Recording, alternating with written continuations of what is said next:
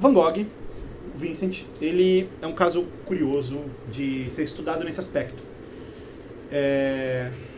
Van Gogh, ele nasce em Zundert, em 1853. Van Gogh, holandês, ele torcia pro Ajax. Não torcia pro Ajax, mas ele era filho de um pai que era filho de um pai ótimo, filho de um pai pastor luterano. Então, ele tem uma relação muito grande com a teologia, com a religião. É curioso você perceber que Van Gogh, desde sempre na sua história, sempre teve uma dificuldade em se relacionar e principalmente em construir relacionamentos, né? Em construir coisas, em construir vínculos. Vincent não é exatamente o primeiro filho dessa família, né? Vincent é o segundo filho dessa família. E o primeiro filho dessa família morreu. E sabe qual era o nome dessa criança? Vincent.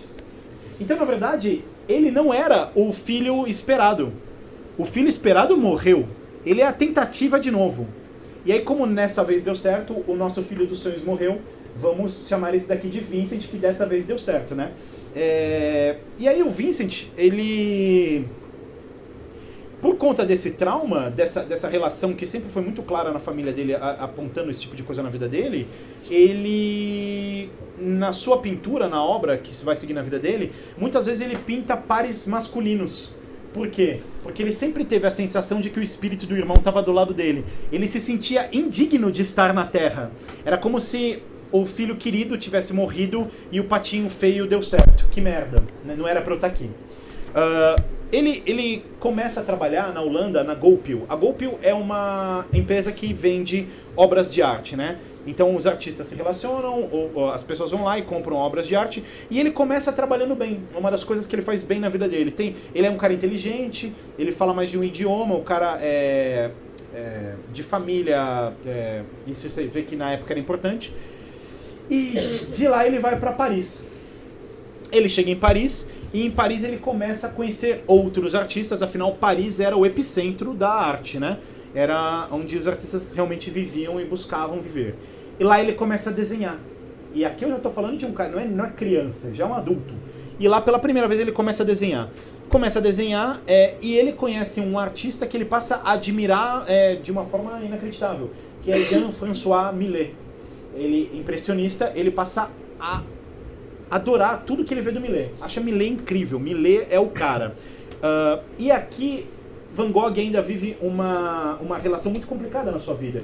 Porque ao mesmo tempo que ele está se aproximando da arte, ele tem uma frustração muito algo que ele nunca conseguiu abandonar de verdade, que é a religião. Por conta, claro, de uma pressão familiar. O pai, etc., queriam que ele fosse pastor e tudo mais.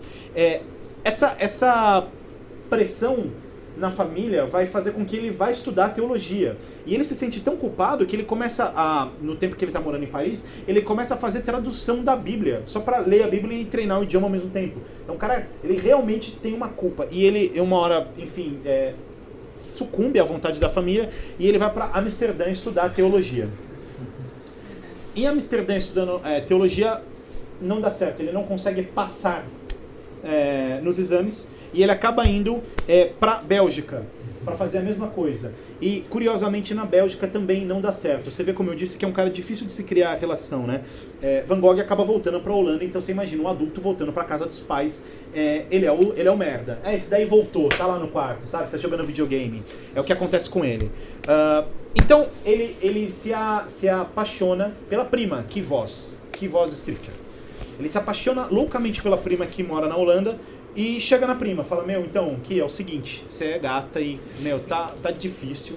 E ela fala pra ele, jamais, mas você é completamente alucinado e louco, nunca em nenhum momento do universo eu daria uma chance pra você.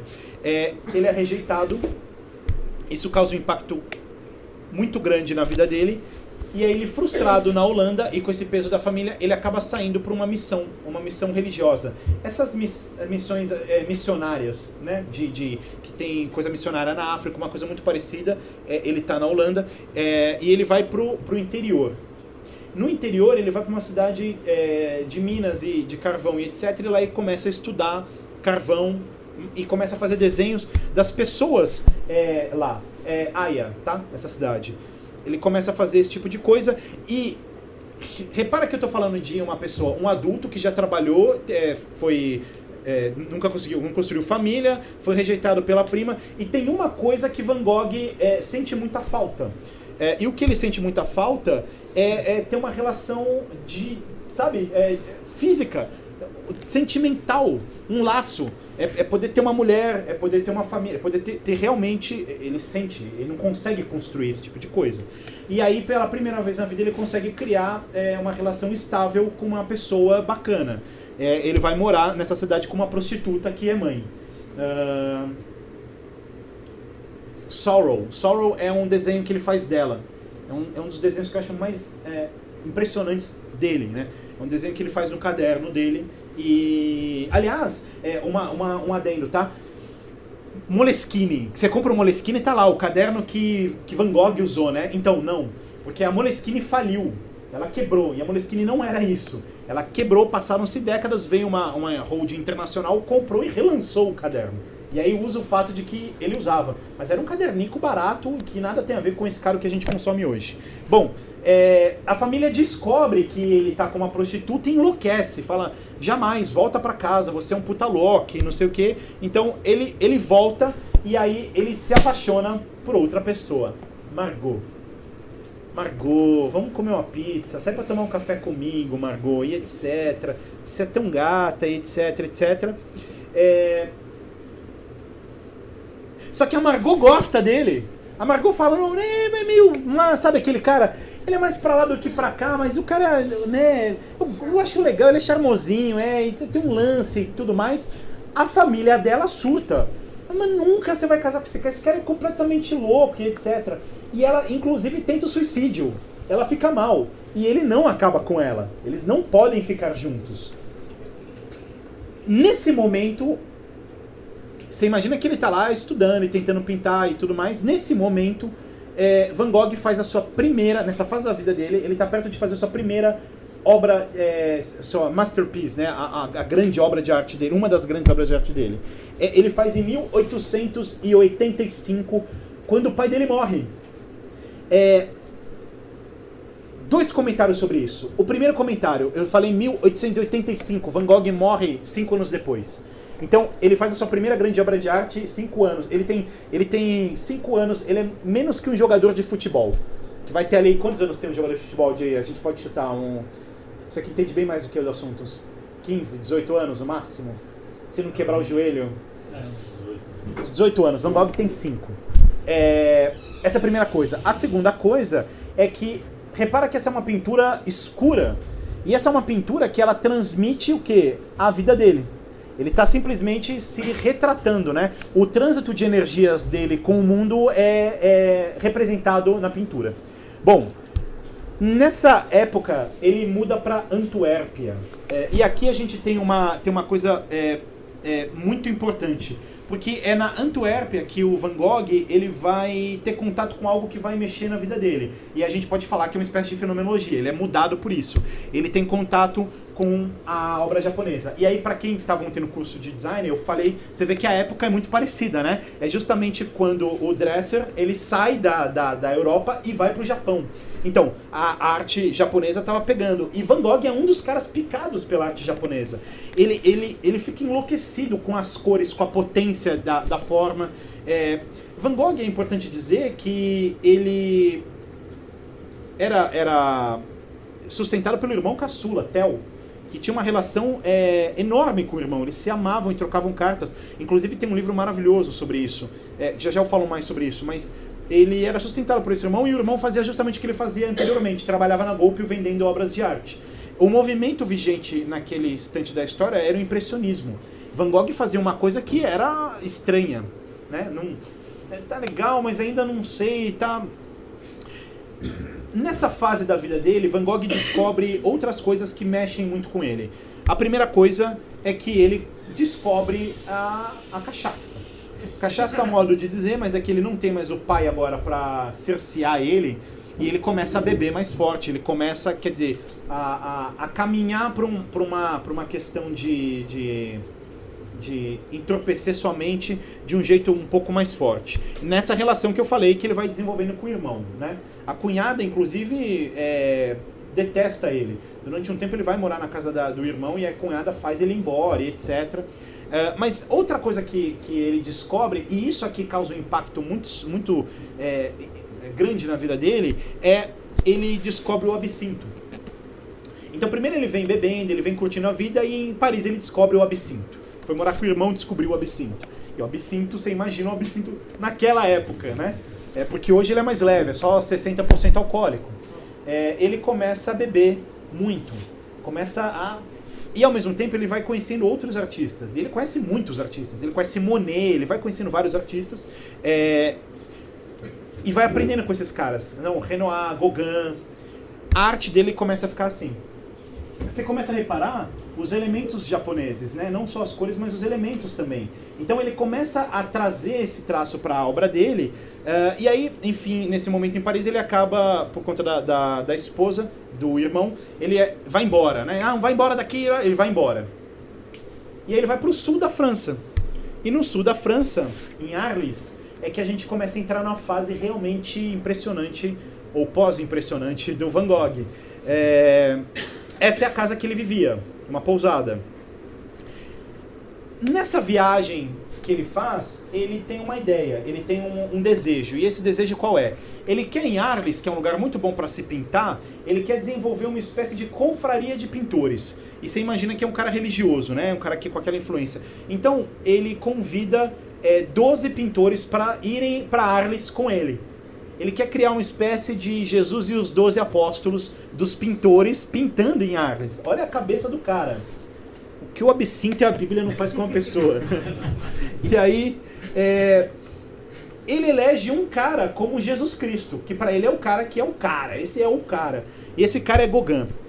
Ele pinta, por exemplo, isso daqui é a cadeira dele e a cadeira de Gauguin. Eu não preciso nem falar qual é qual, né? Na dele você vê o cachimbo, por exemplo.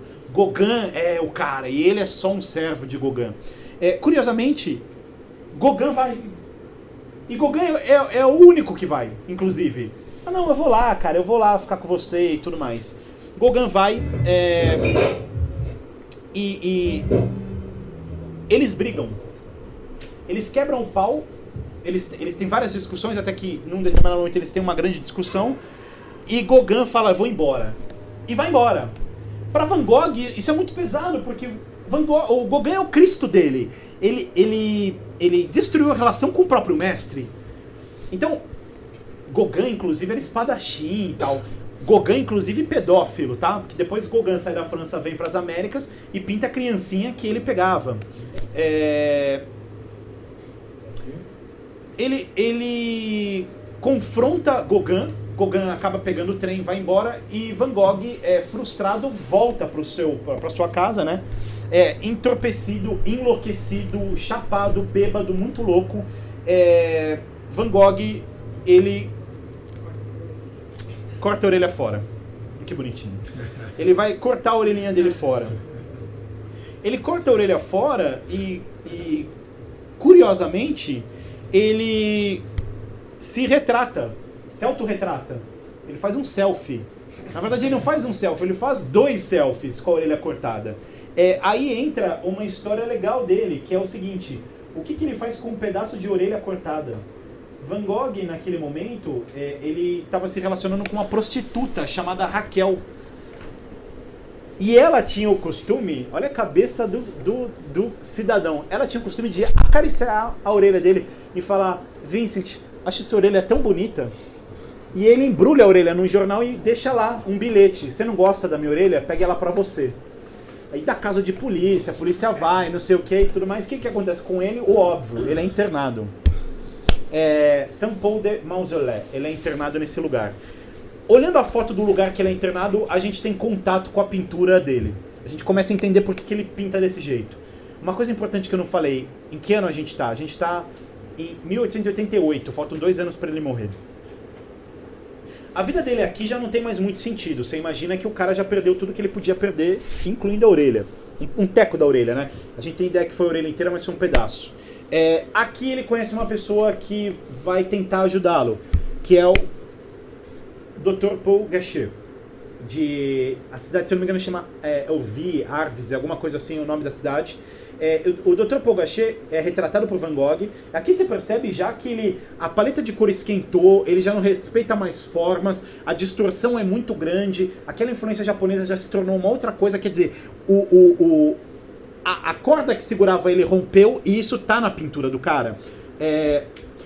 O doutor tira ele do hospício e fala assim, não, eu vou levar ele pra minha casa, eu quero ele mais de perto, eu quero esse cara, eu acho que, inclusive pago pelo próprio irmão, pelo Theo.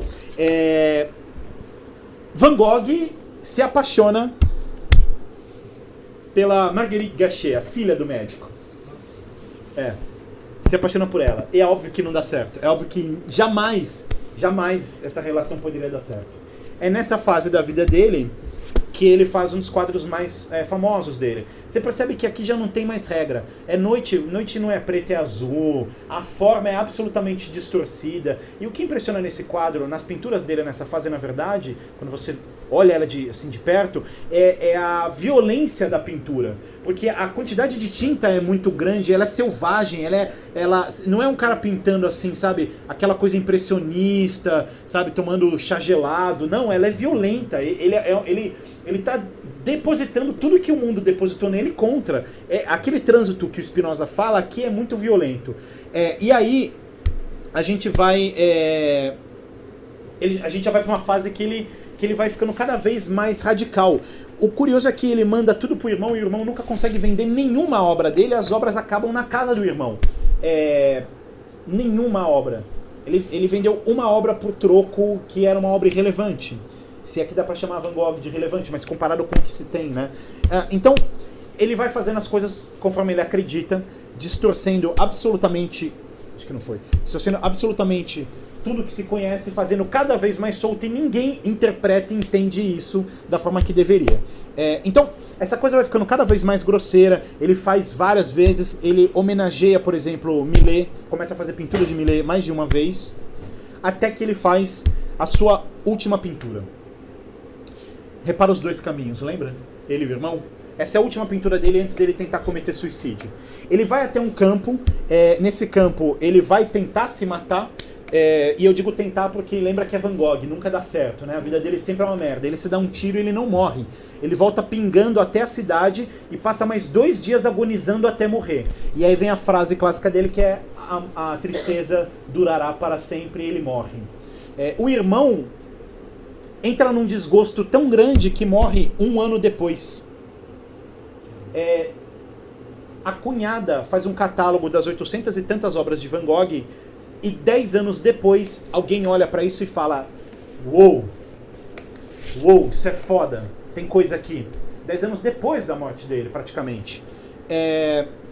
O curioso é que nasce o pós-impressionismo com ele, mas a parte que me interessa do Van Gogh para estar nesse curso é que quando você olha uma pintura do Van Gogh, você não está vendo um girassol, você está vendo o desespero de um homem. E conhecer a história de Van Gogh te ajuda a ver o desespero. Então é sobre o que você sente e também sobre o que você sabe. Quando você vê, por exemplo, uma Pietà, você pode ver uma escultura ou você pode ver uma mãe com um filho morto no colo. Quando você entra numa igreja gótica, você pode ver uma arquitetura ou você pode entender que é a casa de Deus. Então,